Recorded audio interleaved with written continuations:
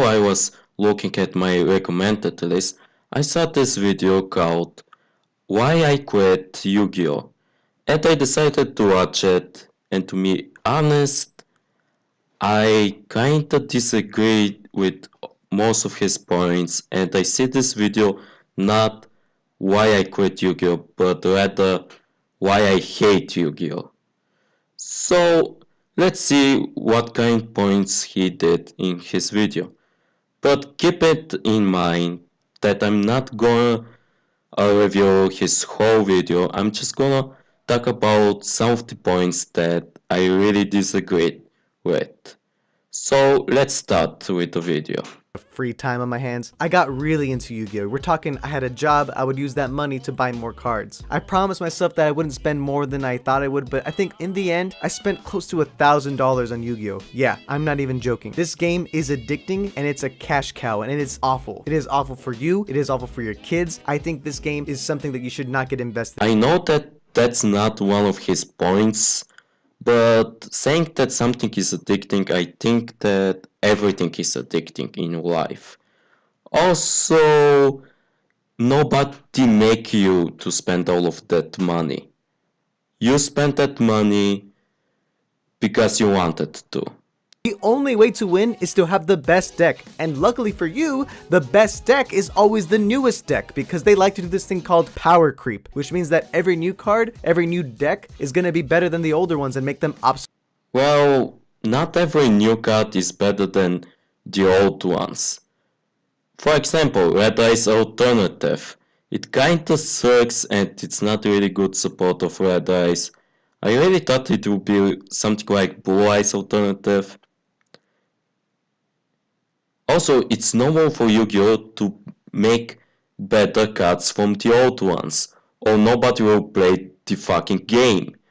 Also, I just want to ask, what do you mean by new decks? Do you mean starter decks, or... Because I really got confused by that part. Printed in another pack so that the card's value goes down tremendously. A $200 card can go all the way down to $1 after enough reprints. This is not even a good investment.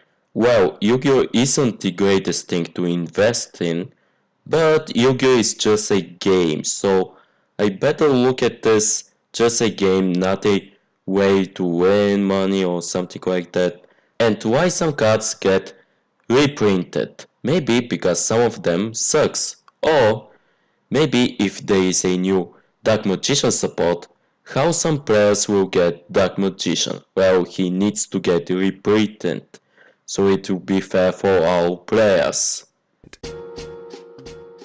In video games, if you get really good at a game, you could go to tournaments, and if you win, you can get money, or even better, you can be part of a league like Overwatch League, or even in League of Legends leagues, right? There is absolutely no competitive support from Konami for Yu-Gi-Oh! Except for the fact that they host YCSs and regional events, but besides that, there's nothing. And even at these events, the only thing you can win is just more cards, and like the glory of winning, but that's cool. But basically, there's no money in this. You put all this money into the best deck, and all you get is essentially bragging rights. Sure, you can take the cards that you win and sell them, but in the end, you're not really making that much profit for the amount of effort that goes into it. Are you sure about this? Because some Yu-Gi-Oh! Tournaments, you can get really rare cards. Here, I will show some of that.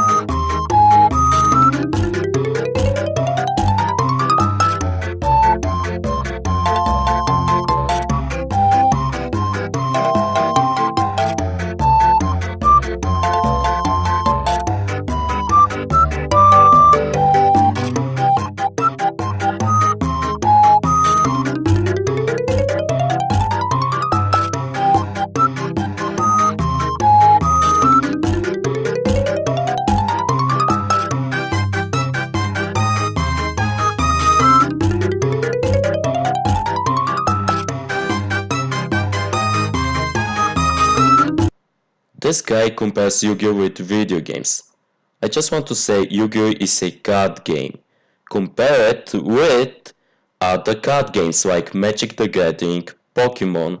And then you have the community members. Now, not every single Yu-Gi-Oh player is that bad, but there are just too many bad apples that really spoil the whole bunch. I had 2 different occasions where 2 different friends of mine had their stuff stolen, their deck and all their cards. This is cards that are all worth a total of like $400. This is so rampant that the judges had to report being like, hey guys, make sure you watch your stuff because people are known to steal stuff. The amount of stealing in the Yu-Gi-Oh community is crazy high. Many people in the gaming industry have been affected by swatting. Developers, game journalists, gaming entertainers, and to have a game journalist swatting someone, it's just insane to me. Those bad apples are called toxic people.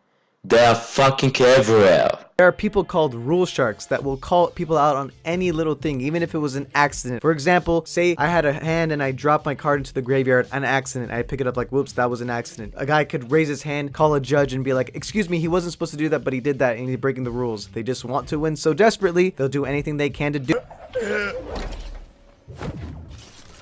Watch for the emote, watch for the emote, watch for the emote. Guys, No. this guy's No. literally Oh my god, dude. wow, dude, look how good he is at building. Look at him, Wow. he's showing you. He's showing you See the that? way, dude. Wow, look how good Showing he is you at the way. building. Oh, There's the emote, there it is. There it is, dude. Before player, stream, sniping. You gotta love proof, you know what I mean? You gotta always love when